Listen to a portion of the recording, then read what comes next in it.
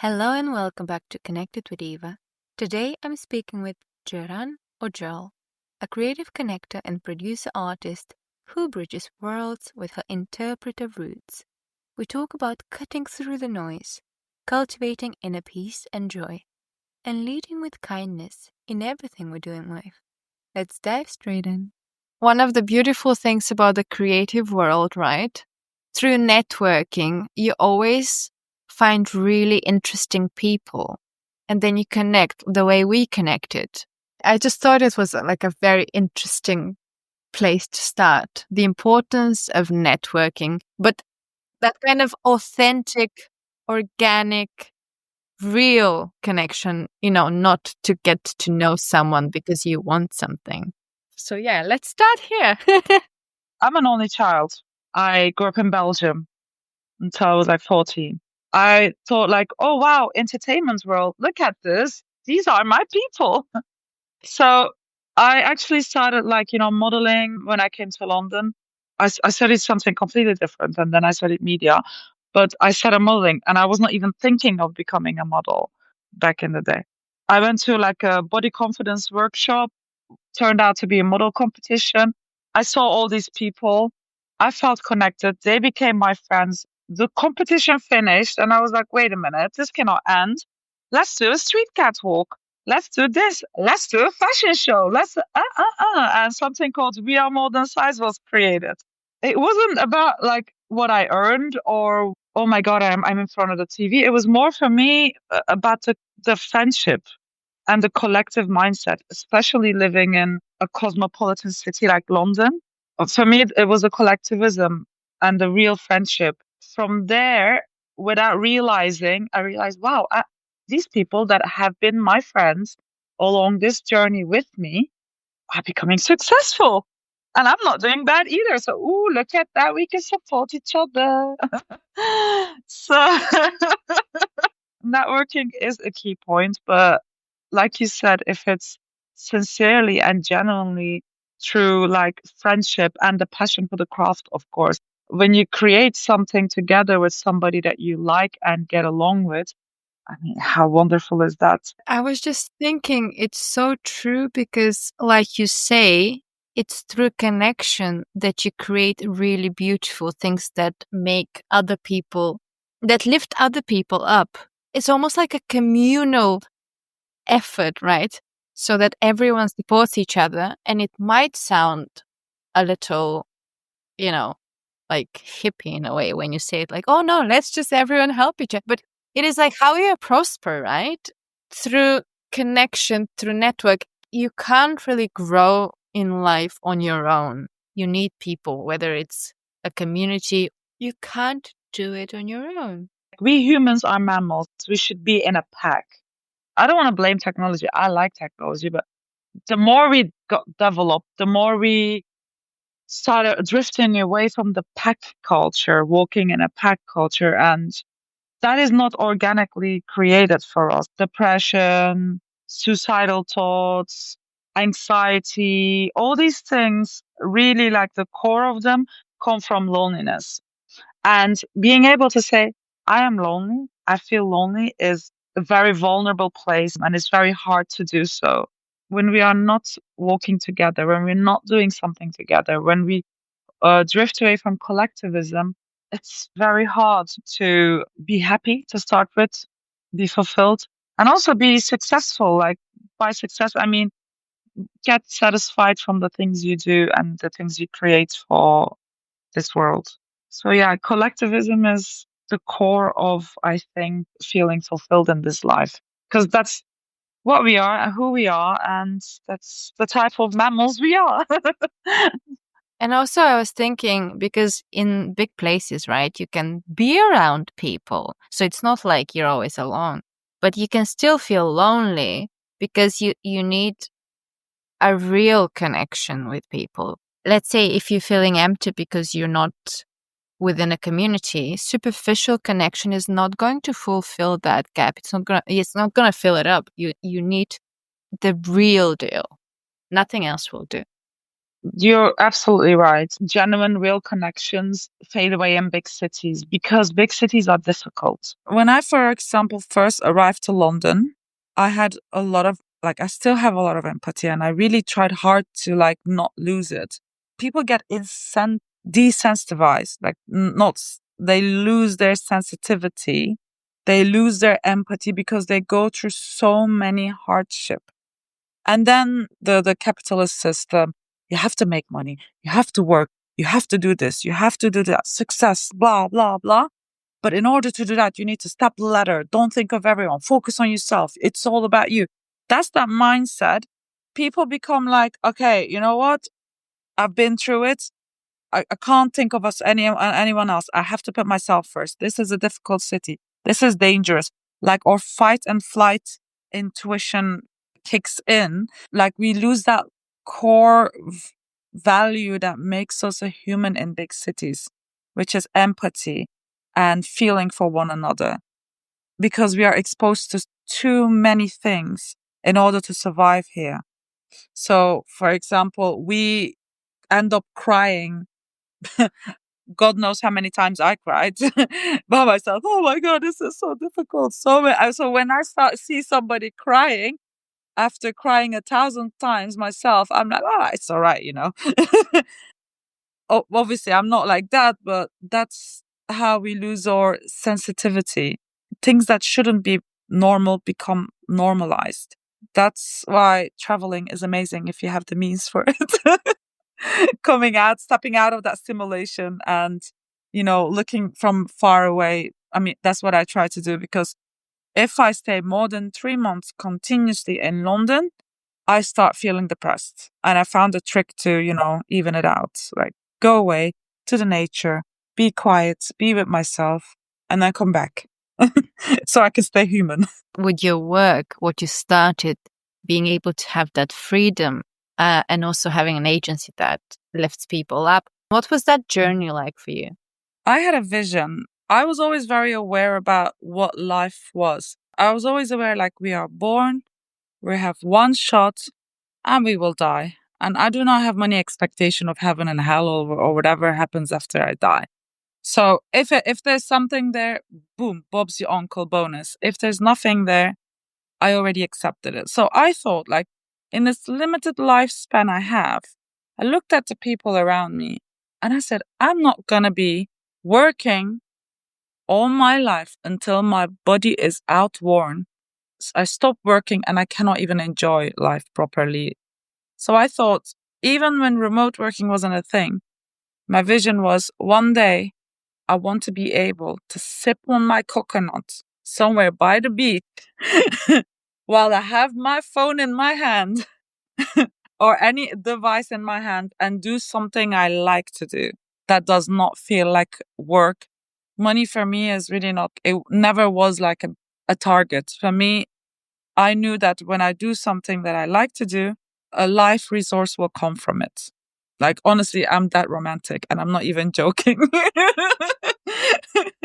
So I work towards that when it comes to networking. I did a lot of free work. I was poor, so poor in London for a few years at the beginning, It was just difficult. Like I kept pushing because I thought before I hit 40, before I hit 35, I always kept aiming like, I'm going to do it. I'm going to do it. It's going to happen. It's going to happen.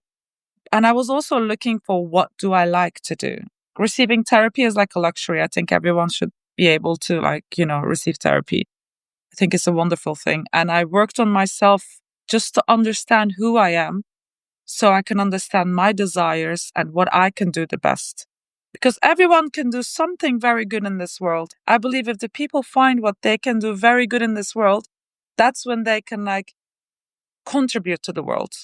And I think my talent is I connect people and create cool stuff. I just like social interactions. I love people. I love friendship. I love sharing.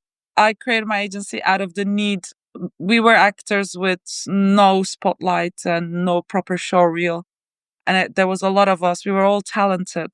One day I just applied so much to jobs and agents weren't taking us. I started helping my friends.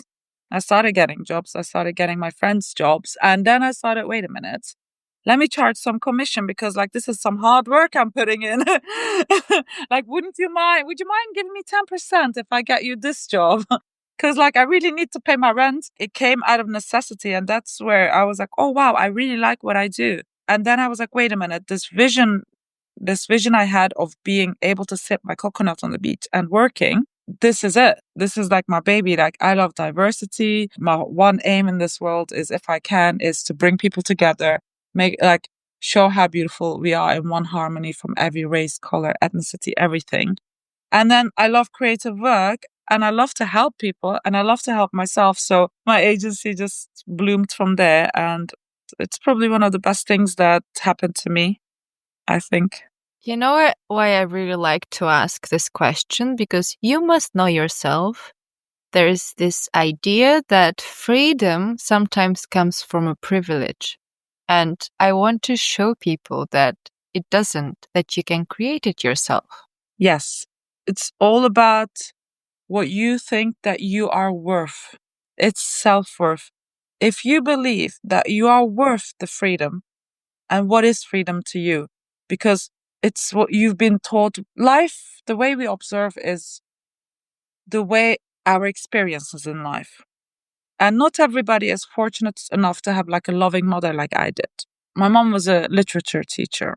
She showed me that I'm capable of doing anything that is in my heart. I should spread my wings and be free. She never imposed anything on me. Her riches were inside. She poured me so much love that my self worth always has been high. Not everybody is fortunate to receive that love.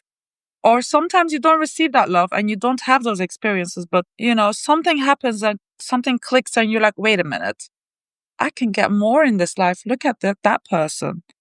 That's why influencers, like if they influence in the right way, are very useful. I'm not an influencer. I'd never think I will be one, but I would love to influence people like in that way.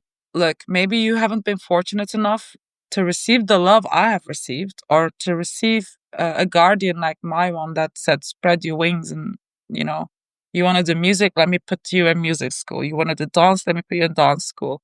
Look at me. I might not make a lot of money, but I'm at the beach sipping on my coconut on my phone, trying to do something I like to do. That is freedom, is possible. You just have to believe in yourself and believe that you are worth it. These are very cliche sentences, but you have to believe I'm worth to be at the beach. This is possible. I should be in a rooftop bar, working on my laptop, wherever you think is a happy place for you. But the moment you start believing that you are worth it, and the moment you see examples of people that are doing it, and you actually resonate with them, like, oh, I also come from like not a very, wealthy background, but look at her, she's done it. Let me try it myself as well. You really don't have to come from a privileged place. You can create your own privilege by just staying authentic, but having self-worth and having faith. My mother always said, as long as you have faith, everything is possible. You might lose everything in life, but do not lose your faith. Do not lose the belief in yourself. Everyone's purpose in life is different. Some people might never get to a point where they even start to figure their own purpose out because of XYZ. But again, like you said, it's not all about money.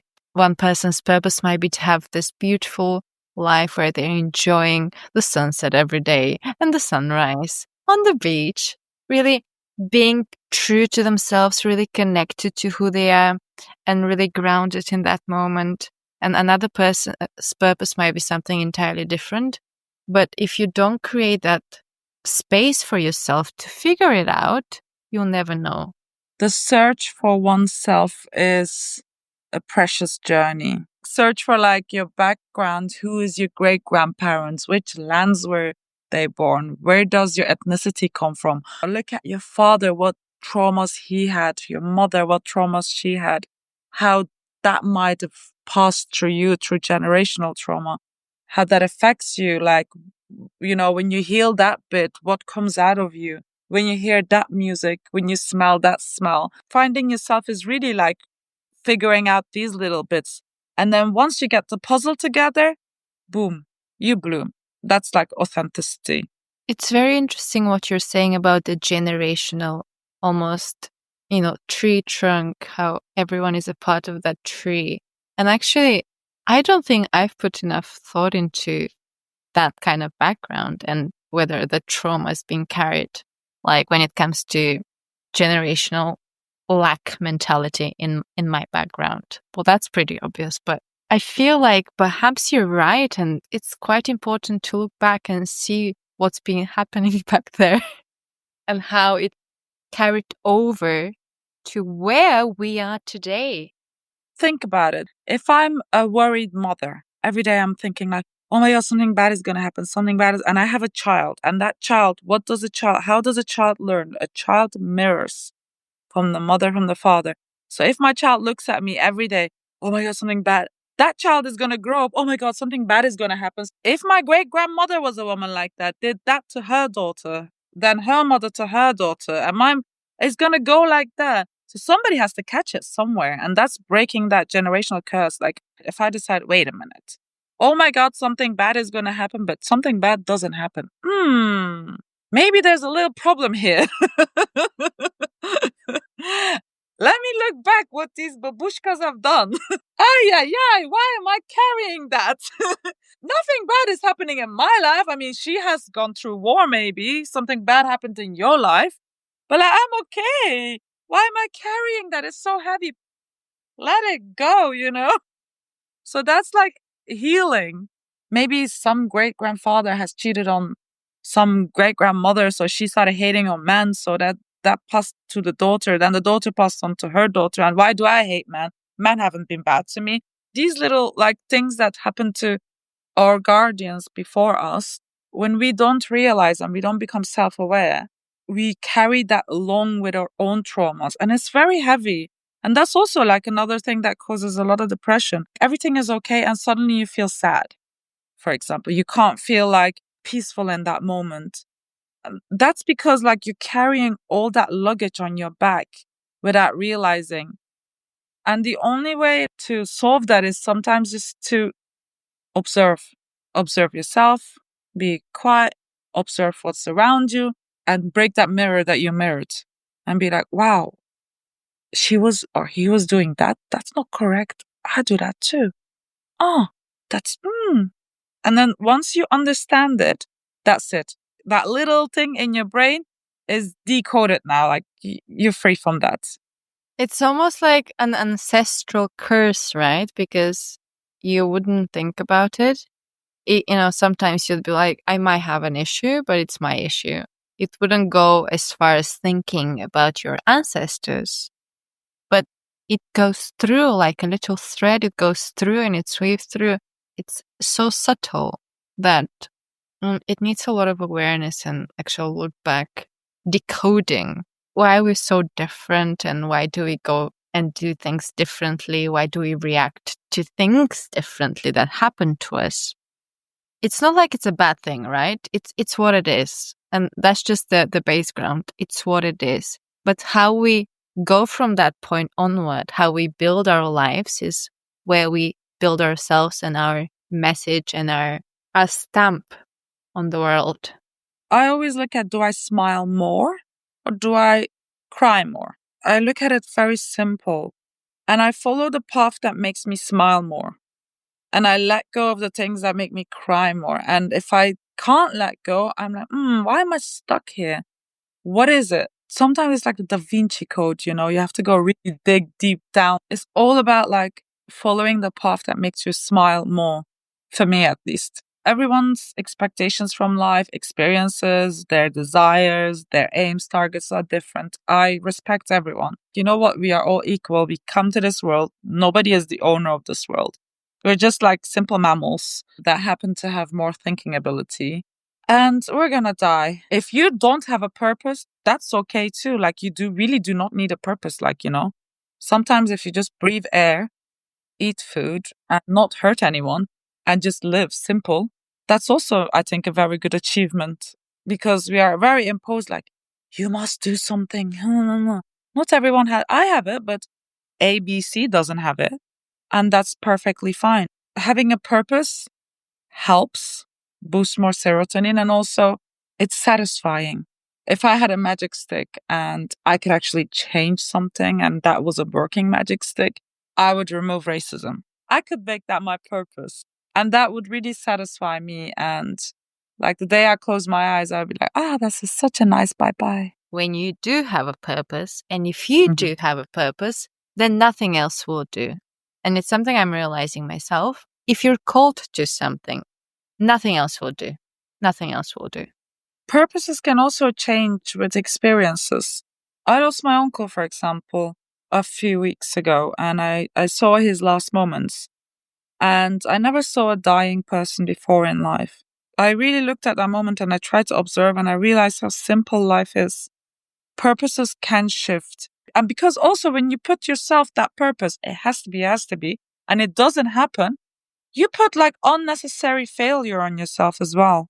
So I always wanted to be an actress before and be famous and all that. And then I'm like, that's just a desire. It's not a purpose. It's not purpose. And actually, if anything, a lot of people could spend their whole lives driven by their desire and not ever discovering their true purpose, because desire then masks everything. So that's all you see and that's all you go for. That's why there's like this drive for money and more steps along the ladder professionally. So like your true purpose is something you need to really, really create space for to see. And your soul wants this.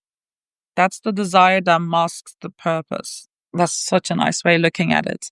As you said, if you find it, that deep purpose. But then I also think if you don't find it, it's okay as well.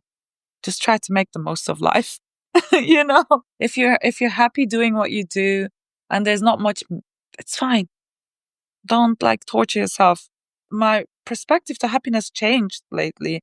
If I manage to go through a whole day without feeling miserable, feeling down, or like I'm kind of in a good, hi, oh, what a nice day, stretch, oh, let me have some breakfast, yum, yum, yum, kiss boyfriend. If my day goes like this smooth, I take it. I never appreciated these things. And I always like had that desirable side of myself.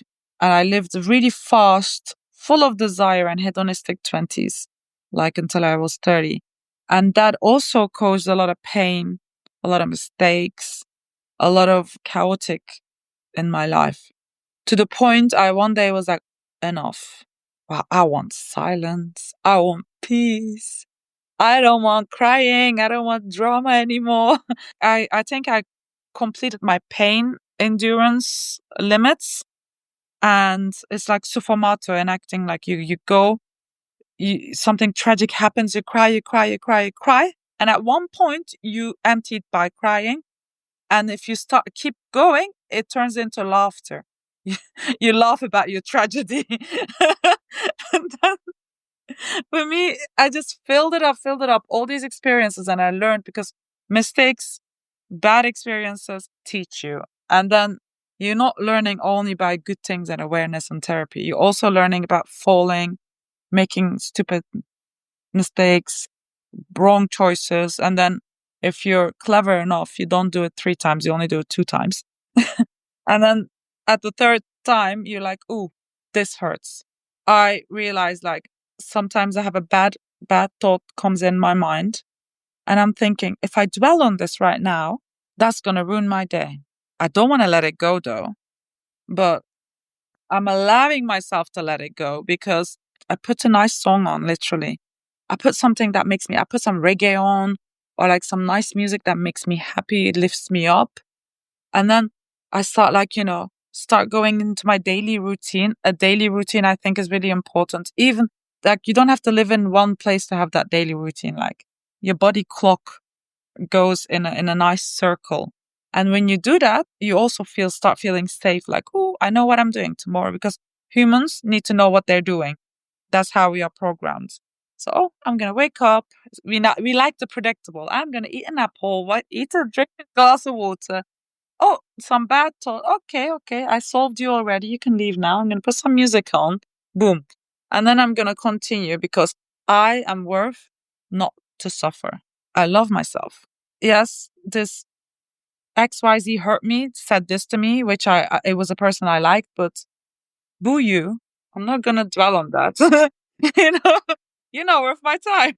I'm going to wake up, watch the sun rise, and I'm going to continue my day blocking negative thoughts, not allowing them to enter, and then shifting your thought pattern to more positivity and to the daily routine, focusing on what do I want to do? What do I want to achieve from my day? You need to have some space to realize that for yourself. Because if there's so much noise around, you can't think clearly, right? You can't. So you need like a bit of peace. So even in cities, let's say you can't leave a city, you can go to the park and you can just remove music, remove distraction, have a moment to yourself and not do anything and see like what comes up. When you discover yourself, like I said, by like figuring out where you come from, what you like, all these little things and those puzzles come together, you start realizing what you get joy from. Some people get joy from like canoeing, being in the water, you know. Some people like being in the forest. Some people like dancing. When you discover yourself and you surround yourself by what you figured out that you are and you like, and you find yourself in the right environments and the right places, you automatically become happy and satisfied. I love the beach and the sea and the coast. Why? Because my grandfather had a little boutique hotel in Marmaris, and every summer I spent it as a kid there, 3 months almost. I love organic places and natural places because my mom's side is from Cappadocia. So having the beach and growing up by the beach, I love the city as well. I can't be without the city, so I include that in my life too. Like my base is the city. I go to the coastal towns. Like I was here for maybe this summer, I came here 3, 4 times. And in the winter, my partner is African. His mom lives in Abidjan, Ivory Coast, lovely place. Yes, yes, I found a warm, sunny person. And now I can be like in the soils of Africa. Hey, and in the winter, I'm going to have more sun. And sun and sea is what makes me happy. And whatever makes you happy, you should follow literally that path. If your happiness doesn't hurt anyone and it's pure and it's nice, follow it without being afraid. Follow what you like, figure out what you like, and follow.